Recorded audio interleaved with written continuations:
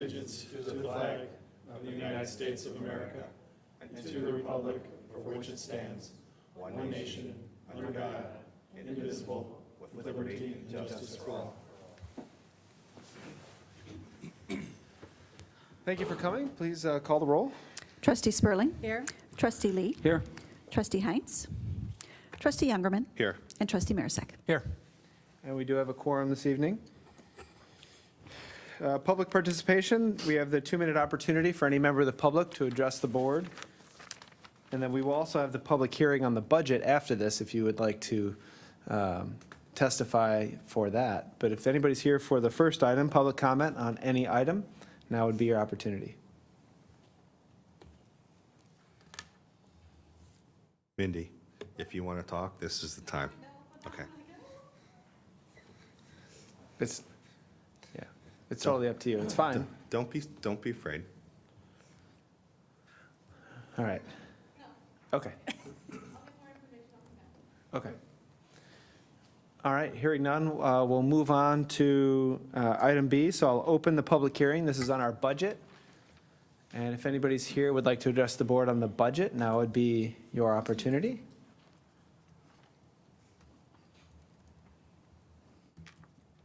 All right. Hearing none, close the public hearing, and then I'll move on to the consent agenda. I'll read the items and entertain a motion for approval. Minutes of the special village board meeting of March 19th, executive session minutes of March 19th, accounts payable through March 21st, appointment of Judy Webster to Historic Preservation Commission, and then ordinance 1850, granting a temporary special use for outdoor storage at 800 South River. This is the FH Passion project and our second reading. We talked about it at the last meeting. So moved. Second. Any discussion? Call the roll. Trustee Youngerman. Yes. Trustee Marisak. Yes. Trustee Spurling. Yes. And Trustee Lee. Yes. And that carries 4-0. Thank you. All right, moving on, items for separate action. We have, reading through real quick, I suppose we're going to discuss all of these at the same time. Yes, sir. So items A, B, C, and D, I'll read through those before we pass them. But this is all related to Wolforia, which is Lot 20 Blackberry Creek subdivision. With that, I'll ask Director Young for a summary. Thank you, Mr. President. Yes, tonight you have 4 items that are all interrelated. There are 2 Plan Commission recommendations and then the reading of 2 ordinances for the first time. Request that you take no action tonight, but that these items would come back at your next meeting. So 2 recommendations from the Plan Commission. The first would be for a special use request for outside use in association with a principal use in on lot 20 of the Blackberry Creek subdivision, the commercial portion. So what this involves is a special use for outdoor area that would go along with a dog daycare facility. The use itself is permitted, but the outdoor portion would be constitute the need for a special use. So this portion has gone before the Plan Commission, and there was a recommendation to approve the use by a 5-to-1 vote, and staff recommends approval as well. Item B then is the subsequent ordinance that goes along with that item. Item C is a recommendation by the Plan Commission regarding the amendment to the Blackberry Creek subdivision commercial portion of the PUD agreement for Lot 20 within the subdivision. And what this relates to is the the additional use of overnight boarding for dogs that would be in the facility during the day. So initially, staff's recommendation was to not approve that PUD amendment. However, after the Plan Commission public hearing and the presentations by the presenter and the presenter's consultants, staff has changed their opinion of that in terms of recommendation and would recommend approval of that use with the conditions as outlined by the applicant, that the overnight boarding would only be for the dogs that are there during the day.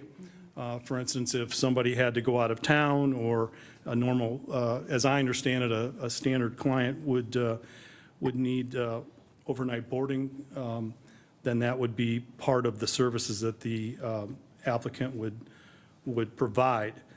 The Plan Commission, by a vote of 3-3, essentially took no affirmative action on that recommendation. So I would ask the village attorney, I believe that this would then constitute on this motion in the future a supermajority, is that correct? That's what we had initially thought, but we did double check and it is just a simple majority Okay, vote. very good, thank you. So with that, I know the applicants are here, the consultants for the applicants are here, if you have any questions. But that's the update on these 2 items, which essentially are 4 items because of the future action by the board. All right. I have a couple questions, if I might. The first question is, the original vote was 5-1. Who was the dissenting plan commissioner, and did they give any reasons as to why they were against it? And forgive me, I didn't have a chance to watch the plan commission meeting. They didn't give any specific reasons that I recall. I think that their thought process was that possibly the use was too close to residential subdivision. We've done some calculations, and the closest backyard, if you will, from a resident to the yard that would be the outdoor dog run area, for lack of a better term, is about 175 feet. The majority of the homes in the subdivision, the backyards would be much further away. And since we're not taking action on it tonight, we do have time to watch that Plan Commission meeting to get that before the vote. My other question, and forgive me if this was answered previously, the overnight boarding, if I have a dog and I drop it off there, and they can go out and run in the kennel or whatever during the day, is there a certain portion, like 1 o'clock in the morning, are they going to be able to run around in the outside? At what point does that stop? Well, dogs typically sleep when people sleep, Mm-hmm. so unless there's some drastic urgent need for a dog to go out, it's rare to go out in the open night. Most people's dogs sleep when they sleep, so, but if something had, take it out, bring it back in very quick. And Dave could speak about that outdoor area in the Well, size. and that will be supervised. It's not like they're just gonna let that dog run out and blow off steam, you know, and the other comment that they had is, you know, they wanna maintain the animal's schedule on, you know, for the client, so that, Sure. you know, they don't get it back, and it's like getting your kid back from grandma's house. You know, they are gonna maintain that schedule, and chances are the dog's gonna be sleeping, and again, they'll be supervised, you know, just be let outside to take care of business, for lack of a better term, and back inside. So, Okay. Can we take just a half step back? And can you guys introduce yourselves, make sure the microphone's on, if you had any initial comments that you were going to make before we do I'm Joan questions? Kaufman, I'm project manager. And I'm Dave Mitchell, the architect. Okay. Awesome. Did you have any other, any intro comments or anything that you wanted to state? Sure, we have a little presentation. Okay. Kind of walk you through this project, a little bit about the history of this property. Ma'am, would you step closer to the mic? Yeah. It's, This yeah, better? it's, Yeah. thank you. Better? Okay. Dale, can we turn that up a little? Can you hear me now? Yes, that's better. That's better. Okay. Can we turn this Yeah, I'm presentation? trying. Oh, okay. Tech. It's not Village Seal, right? No. That's what I hit, but it didn't do anything.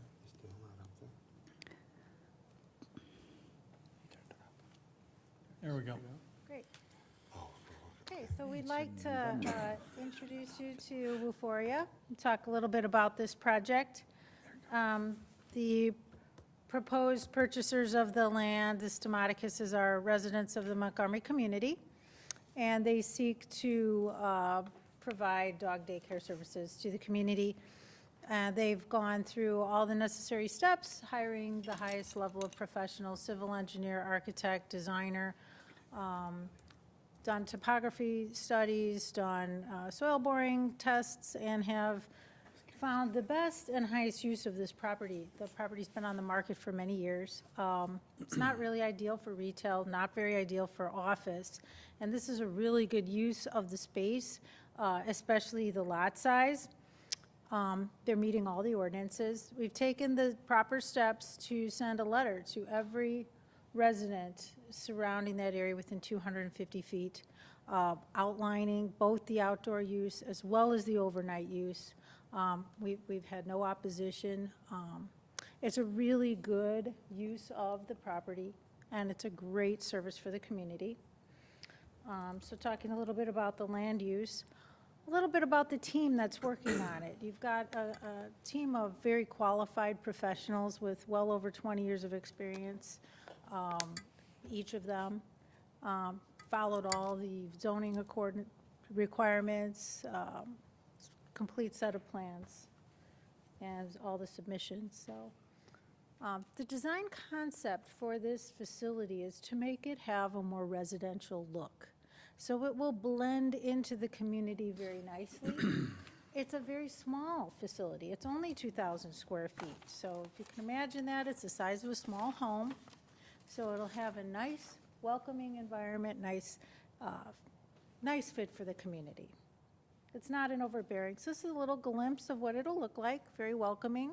But again, it's not a large facility. It's not a big, facility. The goal of this is dog daycare. The focus is not kenneling. It's just an add-on service that's a necessary component of the business model. So in order to make the business plan successful, if one of their, clients needs to have overnight stay, they're traveling out of town, or they're going on a family vacation, they'd like to go to their trusted care provider. And barring that option, they would then have to go somewhere else to a competitor, which could then open the door to losing the business, so it really wouldn't be a very viable business plan. So the owner of Wuforia would like to have the overnight component for the success of the business, long-term. Right now, the design of the space, that's the site plan. You can see the little, I don't know if you can see it, there's very small. The dog run area on the outside is actually quite small. That's this area right in here. You can see the cursor. Yeah. So it's on the south side of the building. So the building's 2,000 square feet, and I think the dog run, which is, per the village ordinance, is going to be an 8-foot solid vinyl fence with the added landscaping they're requiring around it. So, from a site standpoint, there are no site issues with an 8-foot fence, solid 8-foot fence, and then additional landscaping there per the village requirements. So the fence will have visual privacy, but also will provide some acoustic privacy because it will buffer back the sound. And then also with that landscaping around there is an additional buffer. Well, that's a photometric plan. Yeah, the photometric, yeah. So taking a lot of care and properly designing this so that light doesn't spill into other areas. So a lot of steps have been gone through to assure that it's going to be a good looking space. So went through that a little bit. These are the finishes, give you a sense of, it's attractive. It's a very attractive building. Well thought out, well designed, high quality materials. It's going to be a fully sprinklered building. That's hard to do in a building of this size. So it's no small expense. But it's going to be a great facility for your community. This is the space plan. To give you a sense of the organization of it, there's a maximum of 12 kennels to start out. There is a proposed expansion built into it. If the business succeeds, they could eventually come back to the board, hopefully. But right now, the max is 12.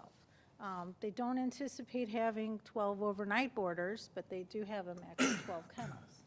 It'll take time for the business to build up. These are just a glimpse of some other facilities that have been done and the kind of vein that we're going toward for what this facility will look like. So give you a sense of the quality of the finishes and materials.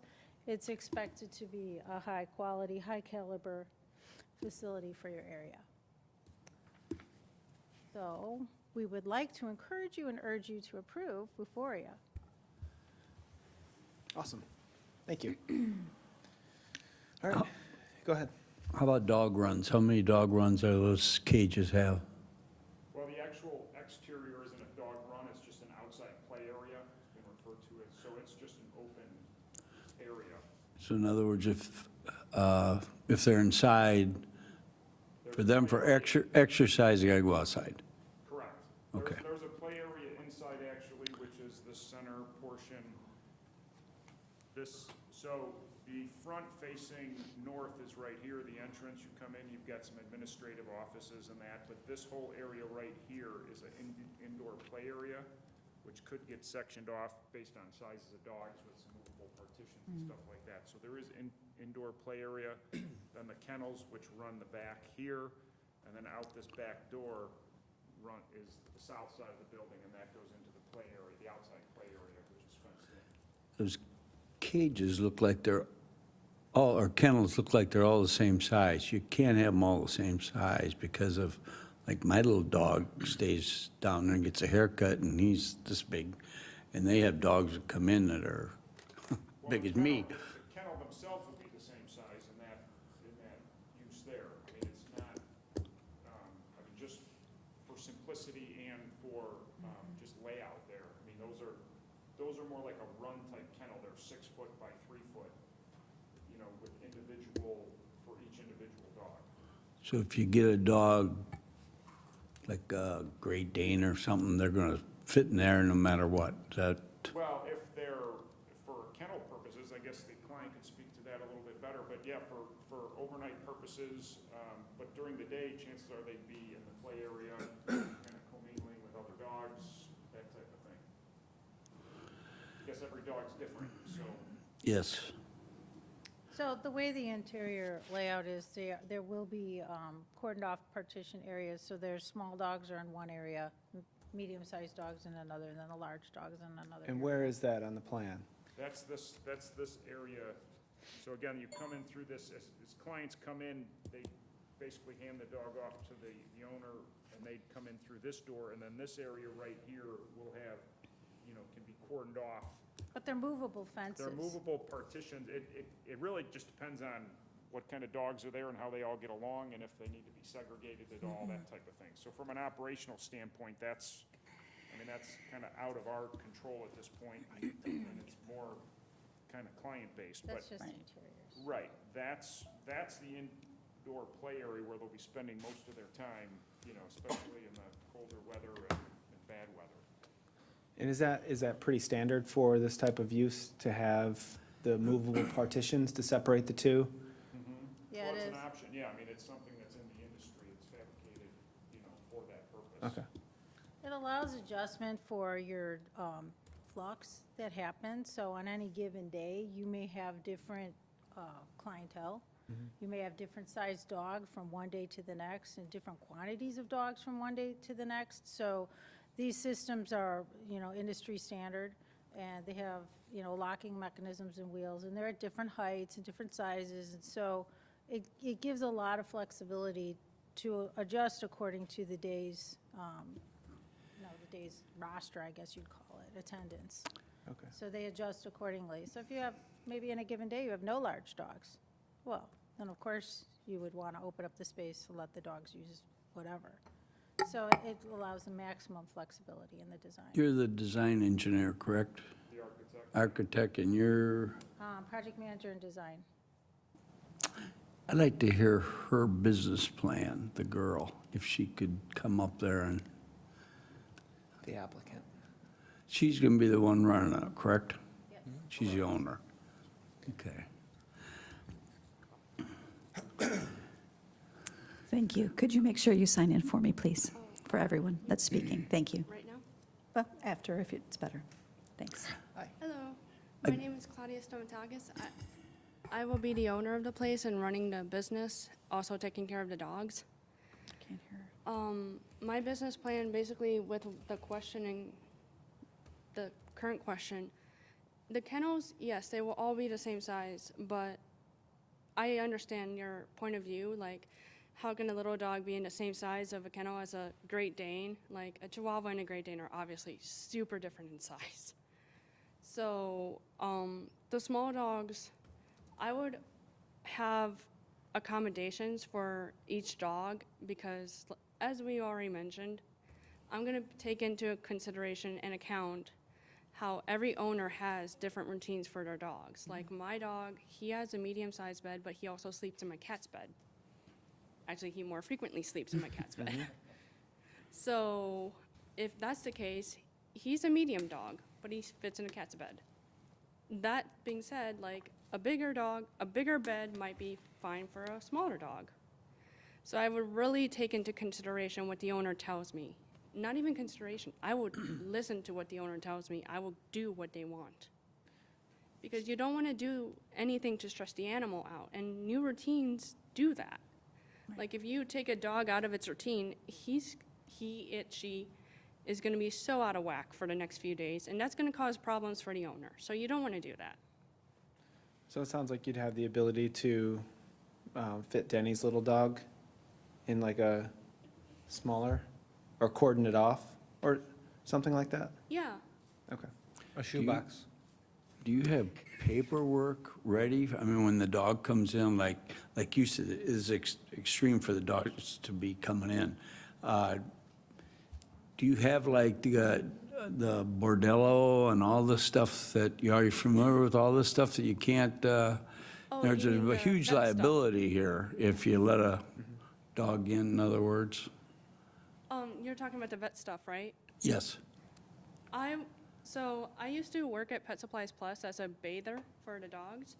And they had a system where you would basically put in all the dog's info, but you'd also have a sheet. And you also were required to have a bunch of like paperwork before they ever stepped into the place to have like bathing or anything. You had to have all their paperwork. It had to be approved. It had to be verified. We would have to call the vets.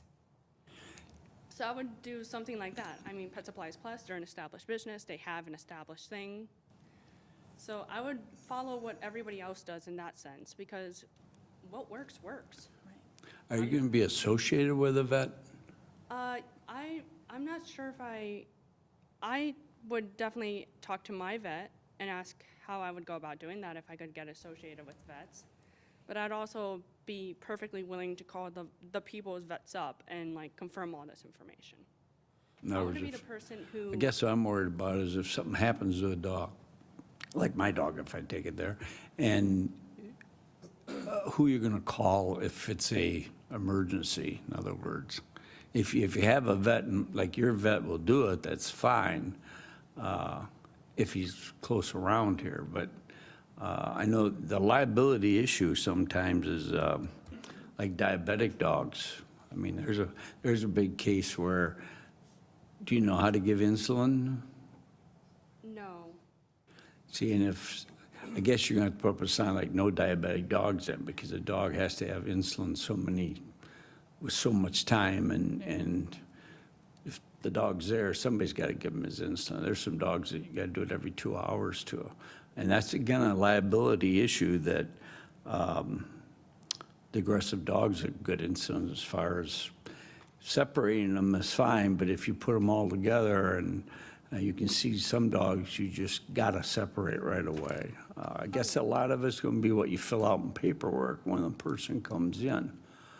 But what were the hours again? I think you said you were more like 9 to 5 or, A normal business day. pardon? 7 a.m. to 6 p.m. 7 p.m. to 6 p.m.? 7 a.m. to 6 p.m. Okay. That was the other thing is, like, if I follow my grandkid up to Rockford to see a game, a tournament, I'm gonna be gone the whole day. And what happens if I don't get back before 7 at night? Or is somebody gonna be there, or, You're a perfect candidate for the kennels. pardon? That's the whole reason they were interested in the overnight boarding, which would be, after hours. And again, I think the clientele they're gonna reach out to, or they're gonna build up, is gonna be on a very personal basis. I mean, they're not gonna have, I don't know for sure, but I mean, with the size of the facility right now, it's not like they're gonna have 100 dogs,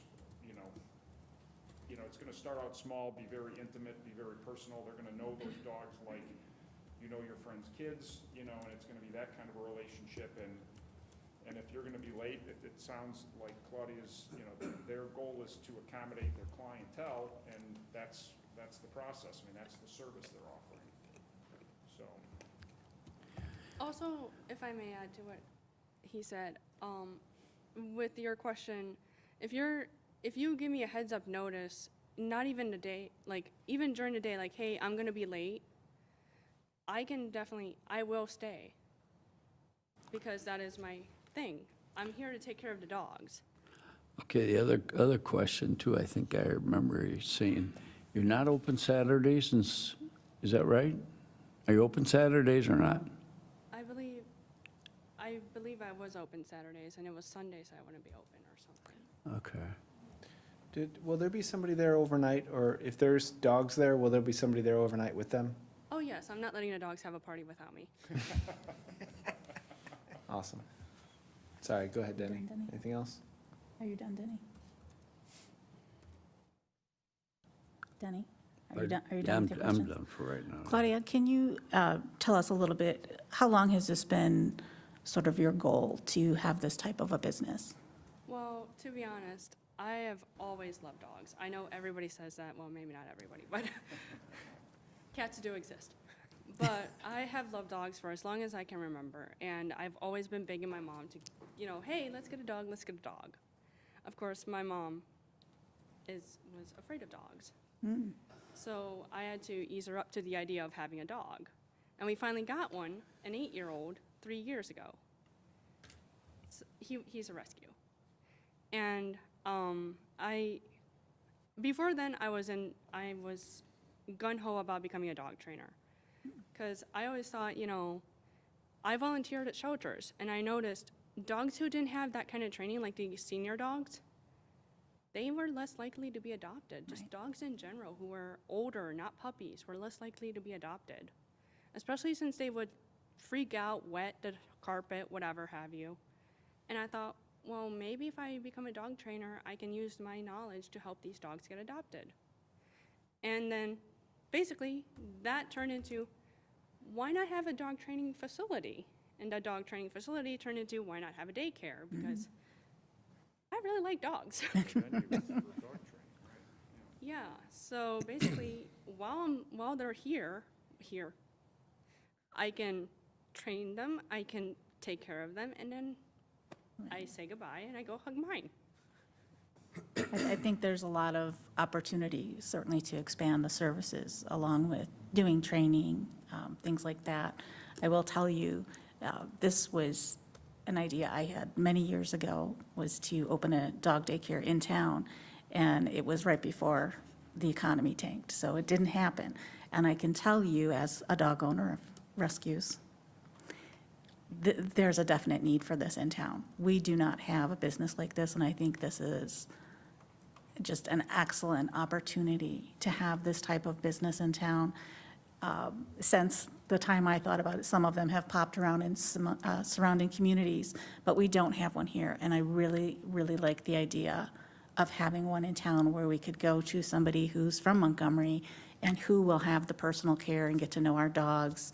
And, you'll have a regular clientele. That's how I see it, just how you're presenting it, is you'll just have this regular clientele, you'll get to know the dogs. If my dog had diabetes, I obviously would be sharing that with you and finding out if that's something you could handle. I wouldn't. With the dog's approval. I'm just kidding. So I think that most dog owners would, be disclosing that information because they don't want to have their Would be. dog. You have to know how to handle it. If she could take them. If it's something she couldn't do, then certainly she would say she couldn't do it. I would hope. I'm not going to speak for her. Anyway, I would definitely not put a dog through something I couldn't handle. right. I mean, I'm putting myself in your shoes. Anyway, the point is, I think it's an excellent idea. My only question for Director Young, I was at Plan Commission. Have we had any of the homeowners that were sent the letters? Have any of them come forward with any type of negative comments, any objections to, number one, the dog daycare, and number two, the overnight stay? No. we've Nothing. Had no comments from the adjacent residents. The only comments we had were from the original developer of the commercial subdivision, and he's perfectly fine with the proposal.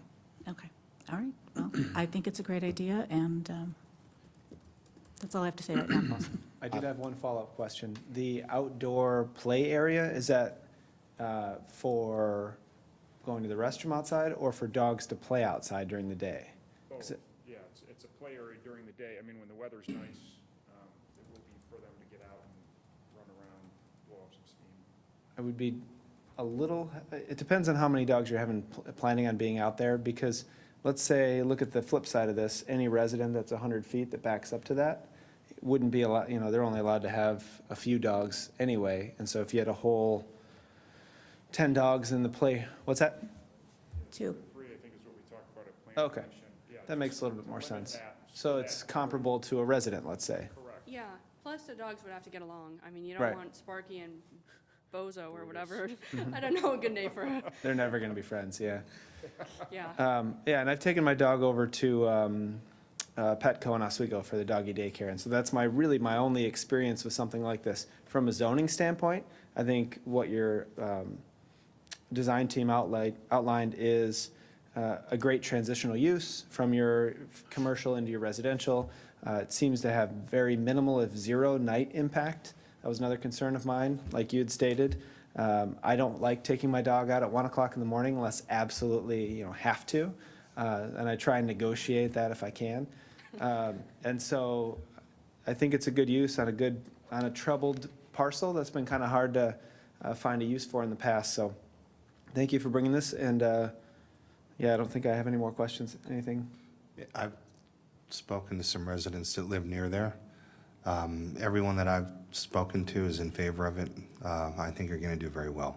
Thank you. I really appreciate that. I think, that, again, I have a neighbor who has experience with the doggy hotels, and his dog became a little aggressive, and he was just simply told that he couldn't come back. The dog wasn't welcome to come back because it was a problem with other dogs. So I'm sure you'll grow into it and have a handle on all of that, and you'll know the animals, and, if you're an animal lover, So, again, I mirror with Trustee Sperling. I think this is a great idea, and, wish I'd have thought of it. So, How many employees you gonna have? 2 maybe, once I, have enough money to actually employ people.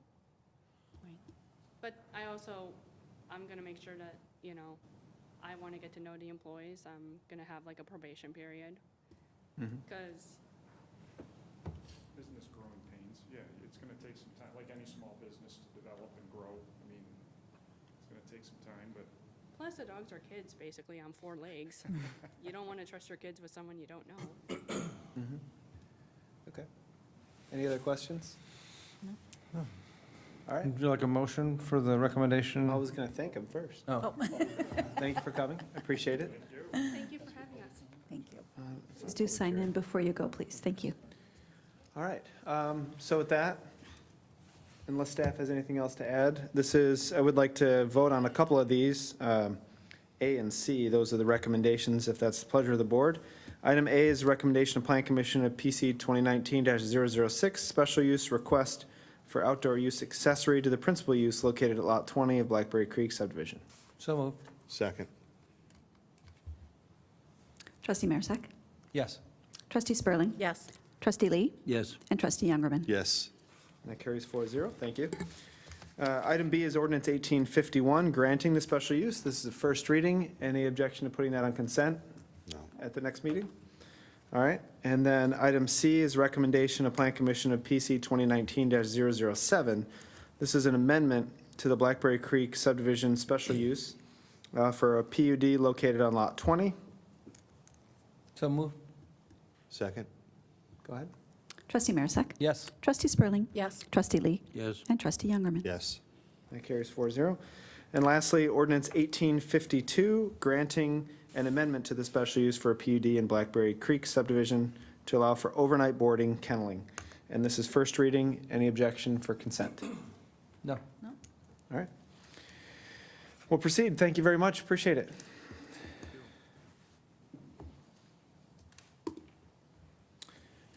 All right, so we'll move on to item E this evening is a water meter replacement program and meter purchase from Core and Main Company. Go ahead. Thank you, Mr. President. Before you tonight is the proposal for purchase water meter inventory from Core and Main Company for the amount of $97,137. The purchase of this inventory will act as a springboard for the meter replacement program the village will implement on May 1st, 2019. The target goal of this program will be to install 600 residential water meters per year. The estimated timeline for the installation of these 375 meters would be roughly November 1st, and the remaining 225 would be installed before April 30th of 2020. By using FY19 funds, the village will have the ability to not only achieve the goal of 600 water meters total per year, but to also provide the ability on focusing on changing out larger commercial meters. Commercial meters are more expensive to purchase than residential meters, but in many cases have higher usages than residential meters, therefore have a purpose of also looking at to replace. We look forward to beginning the implementation of this program to ultimately provide a high level of service to our residents and to install new technology that will support those efforts. If there are any questions, I'm happy to entertain those at this time. Sorry, will you repeat, I missed the numbers at the beginning. You have meters installed by November 1st and then April 1st. Can you give me those numbers again, please? So it will be, the 375 that are being proposed would be a target date of roughly November 1st, and the remaining 225 would be before April 30th. Okay, thank you. Who's going to put them in? Is our guys are? Yep, this program will be completed by Public Works staff completely in-house at this point. Fine. Awesome. Thank you. Any other questions? Is there a motion? Second? Trustee Lee? Yes. Trustee Youngermans? Yes. Trustee Marisak? Yes. And Trustee Spurling? Yes. That carries 4-0. Thank you, Mark. All right, item F this evening is ComEd Energy Efficiency Program Streetlight Fixture Purchase from City Electric Supply. Acting Director of Public Works, Mark Wolf. Thank you, Mr. President. Before you tonight is a proposal to purchase 194 LED streetlight fixtures from City Electric Supply for the amount of $50,030.66. Each year, ComEd offers incentives for communities to become more energy efficient in all aspects of energy consumption. Staff has been working with ComEd to identify those incentives and capitalize them wherever possible. One of the areas identified is street lighting throughout the village. The village has roughly 1,291 streetlights. About 938 of those lights are owned and maintained by the village, with the other 353 are owned by ComEd or private parties. The current incentive for ComEd is 70 cents per watt reduced, and the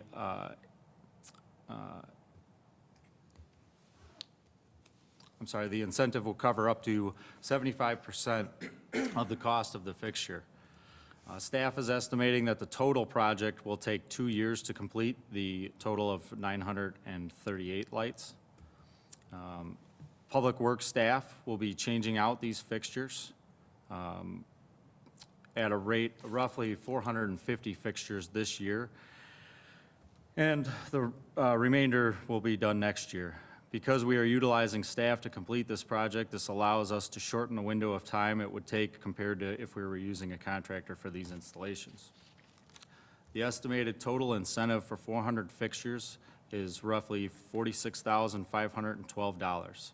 This would be paid to the village after those fixtures have been installed and the necessary paperwork has been filed. This is estimated to be completed in late November for the first phase of the project of 2019. The annual energy savings by switching from high-pressure sodium to LEDs, which high-pressure sodium are what we currently have, is estimated to be $10,908 in total annual savings. This is an estimate that is based off assuming of a rate of 0.4 cents per kilowatt. We are excited to capitalize on these incentives and create improved lighting throughout the village. Therefore, staff is recommending the approval of purchase of 194 streetlight fixtures. If there are any questions, I'm happy to I have entertain. an easy question for you. The quote that we have is $50,000, and you mentioned that the rebate, let's say, from ComEd, when these are up and running, would be 47,000 or something? So it's a net of about 3,000 to do all of this. Correct. Okay. Now, is the, just to clarify, the 46,000 is after we're done with all of them? The 46,000 would be based off of the 450, so no, Yeah, it would, so it's and the not incentives this. do change per calendar year. So this would be, phase one would be for the 2019 calendar year. And then we're subject to see what ComEd offers for an incentive for Sure. 2020. So do you know what their incentive is on these 194 that we're purchasing? It was roughly 11, It's not consequential, just curious. got the number guy next to me.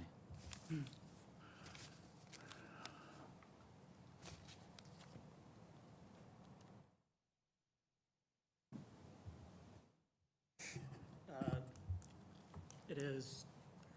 $20,012.26. That's awesome.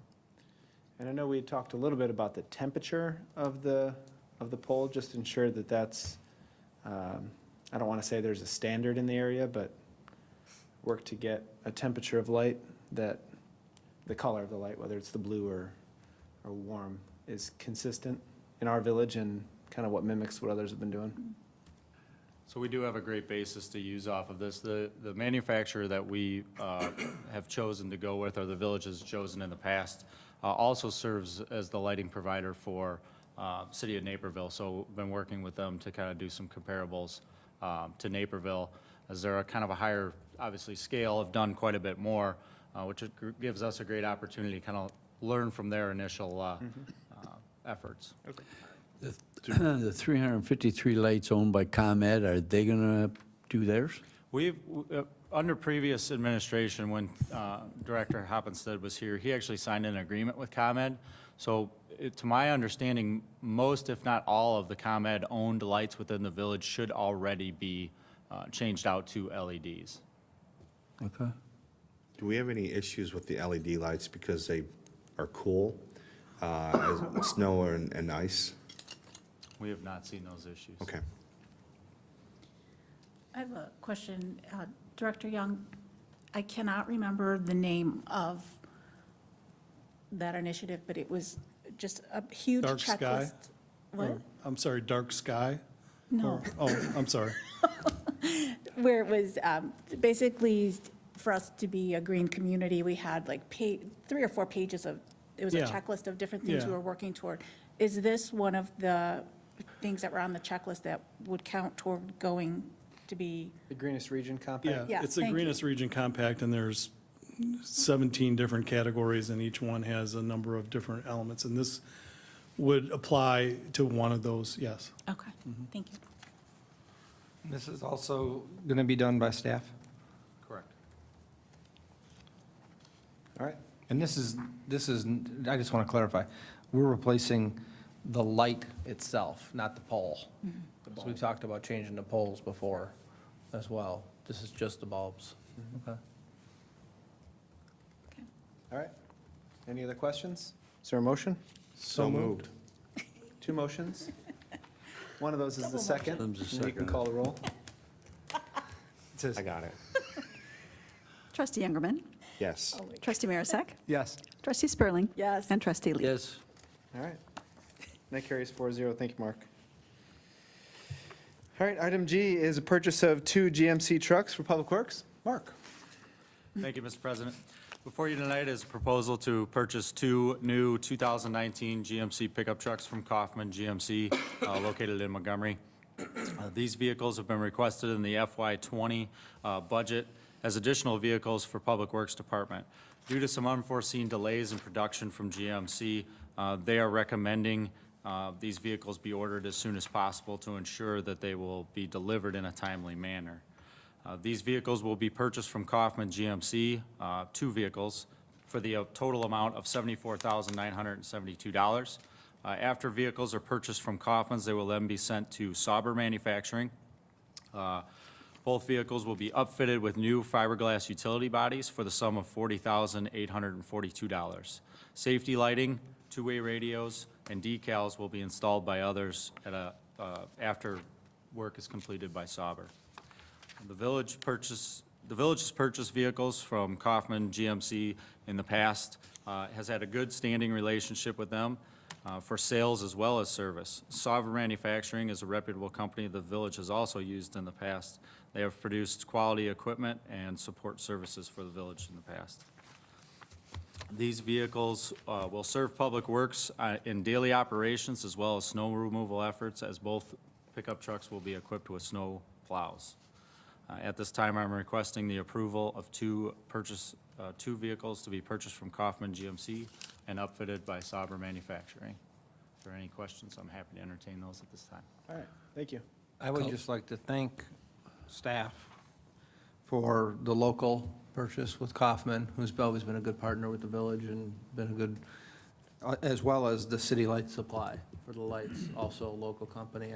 I really appreciate the fact that we're shopping local. Yeah, absolutely. Danny? Color white? The What color color? is Sorry? white color White, of yes, the trucks? Yes. All right. Any other questions, comments, motion? So moved? Second. Go ahead. Trustee Marisak. Yes. Trustee Spurling. Yes. Trustee Lee. Yes. And Trustee Youngerman. Yes. Carried 4-0. Thank you. All right, item H this evening is Resolution 2019-005, urging the enactment of a state capital transportation bill that includes transit. And the resolution is in your packet this evening. This is something that we talked about at the Kane-Kendall Council of Mayors a couple of weeks ago. And the council voted to pass this resolution, and I thought I'd bring that to the village. I'd encourage Montgomery to pass this, and actually, frankly, encourage our other communities in Kendall to pass that as well. The thought process behind this is that it's important, I think, for our residents and for our community to invest in transit. But furthermore, if Metra is in a good spot, then in the future, I think it makes a future Metra extension more palatable if their maintenance and their operations are under control. So with that, if there's any questions or comments, We agree. is that a motion? Yes, that's a motion. And is there a I second? will second it. Thank you. There you go. Because all on Denny that told me to side. second it. All right, thank you. Go ahead. Trustee Lee. Yes. Trustee Youngerman. Yes. Trustee Marisak. Yes. And Trustee Spurling. Yes. All right, that carries 4-0. Thank you. Item I is ordinance 1853, adopting the operating and capital improvement budgets for fiscal year 2020. This is first reading, so we're not voting on it tonight. Justin, do you have anything new or? Just really quick, thank you, President Brawley. Please note, this is the first reading, so no action is necessary. I can certainly answer any general budget questions now. Otherwise, we'll be discussing the water funds here momentarily. And that's the end of it, correct? The water funds, that was the last portion for us to cover publicly. That is the last of three, yes. Okay. Okay. Any other questions? And we did make that one change to the budget for our legal fees for next year, correct? That would be the only change that I've known about since we started talking about it. Correct. Okay. All right. If you have any questions, please get those to staff before, basically this week or right now, because I think the plan is to have the budget on the April 9th, April 8th. April agenda. 8th meeting for approval. All right, thank you. Move on to item J, we have ordinance 1854. This is approving a salary schedule. Again, this is first reading. And who's going to pinch hit for Jeff? All right, go ahead. Thank you, President Brawley. In the packet tonight is an ordinance setting a salary schedule for non-union village employees based upon previous discussions with the board. I will try to address any questions the board may have at this time. If I cannot answer those, we'll get a question back. All right, and this is first reading, so we're not passing this tonight, but any questions? I have Just to clarify, we talked about this in our 2x2 budget Yes, meetings.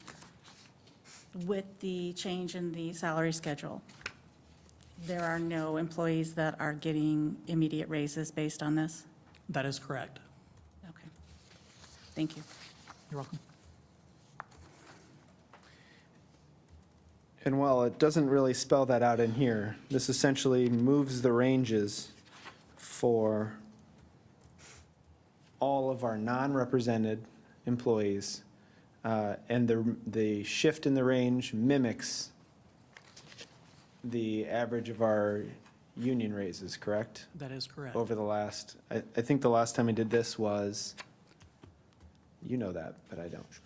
It's about 5 years ago. It would have been 2014. Okay, About 5 Actually, years I'm ago. sorry, 2013. We tried in 2014, okay. so. All right, thank you. 5 years. Any comments, questions?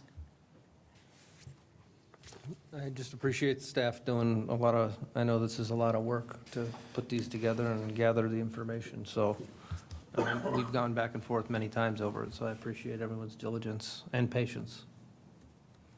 Thank you. All right, First reading. yep. So hearing no other comments, we'll go ahead and move on. Want to consent that? No.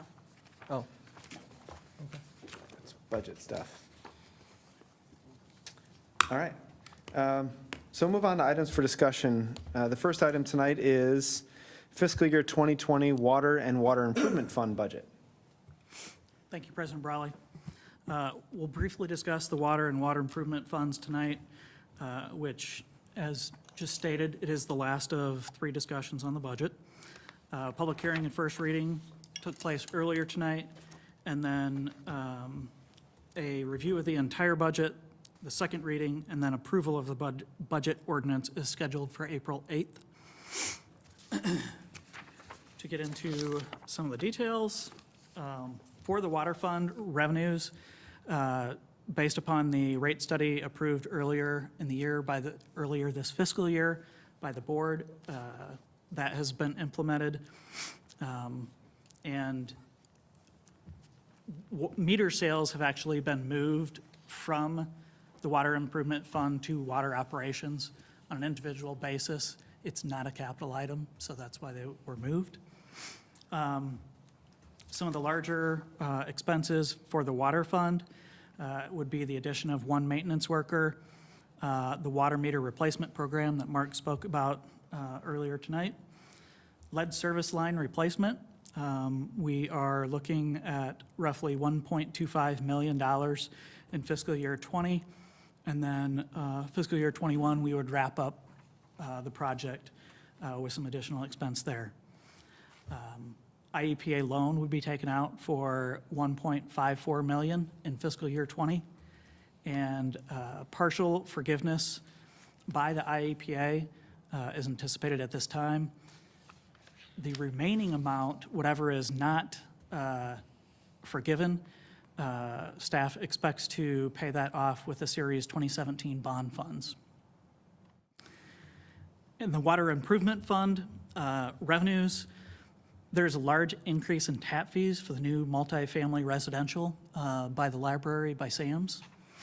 And then in terms of larger projects that we're looking at in fiscal year 2020 is the Route 31 water main replacement and ground storage tank rehabilitation.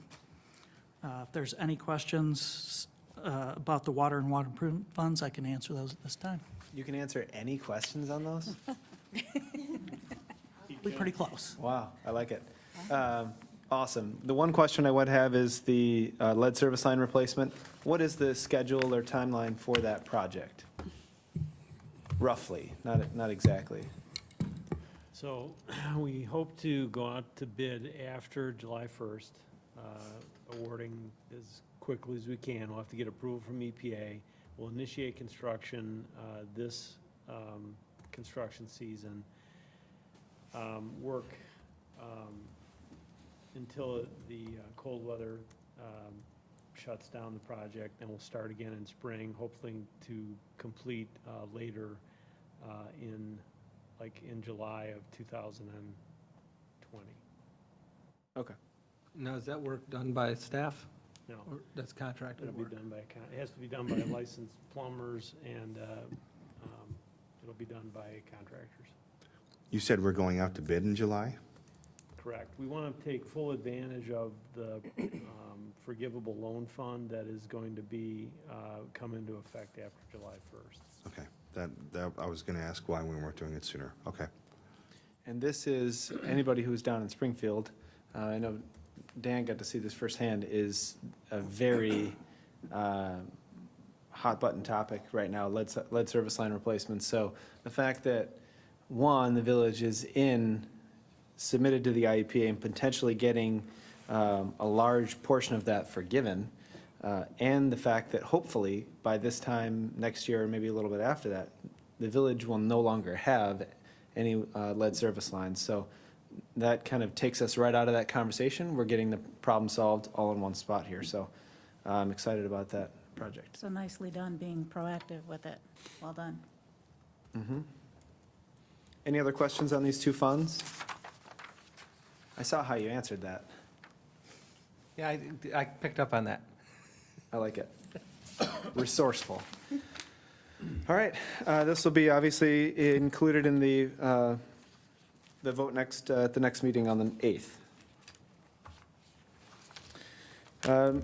Items for discussion, item B is Route 30 and Orchard update. Engineer Wallers? County's working on contracting for Phase 2 engineering, which is design engineering for the interim improvement, which is the addition of turn lane, southbound turn lane, and eastbound turn lane. Pete, can you push the microphone closer? We can barely hear you. Sorry. Thank you.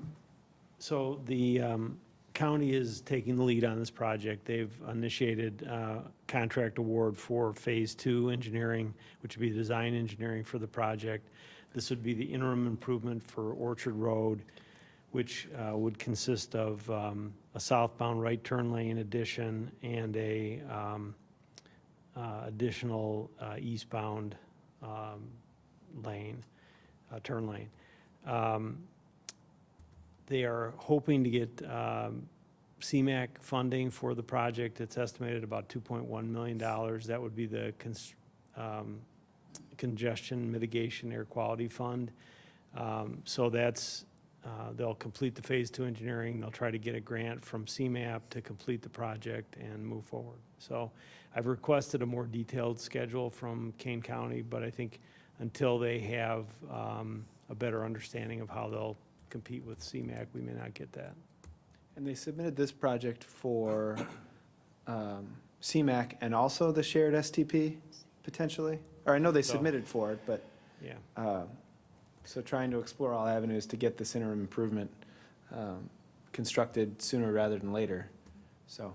If everything went well, when do you think construction could actually take place? A year? If everything went Yeah. great? Okay. So. All right. Thank you.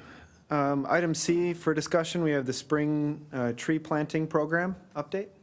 Mark? Thank you, Mr. President.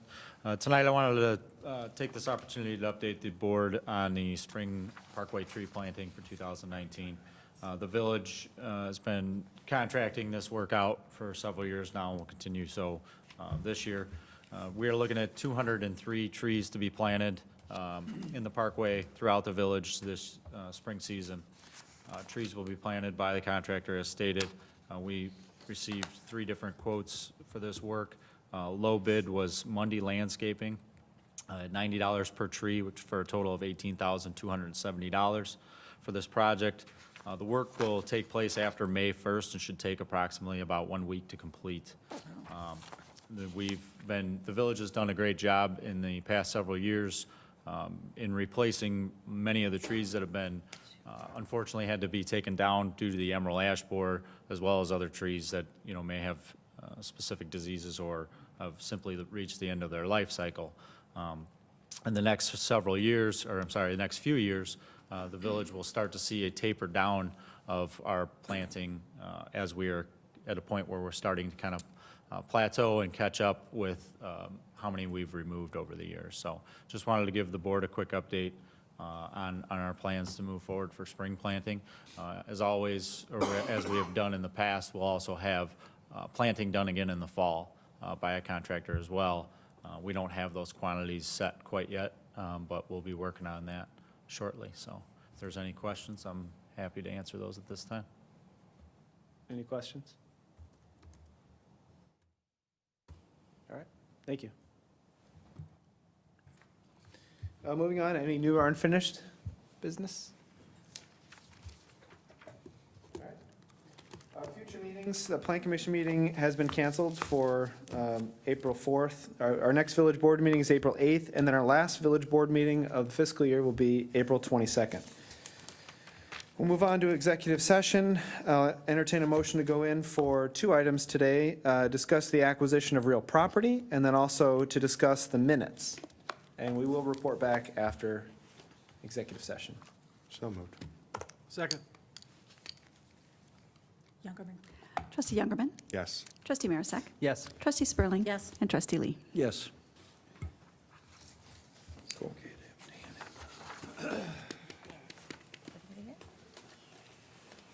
Did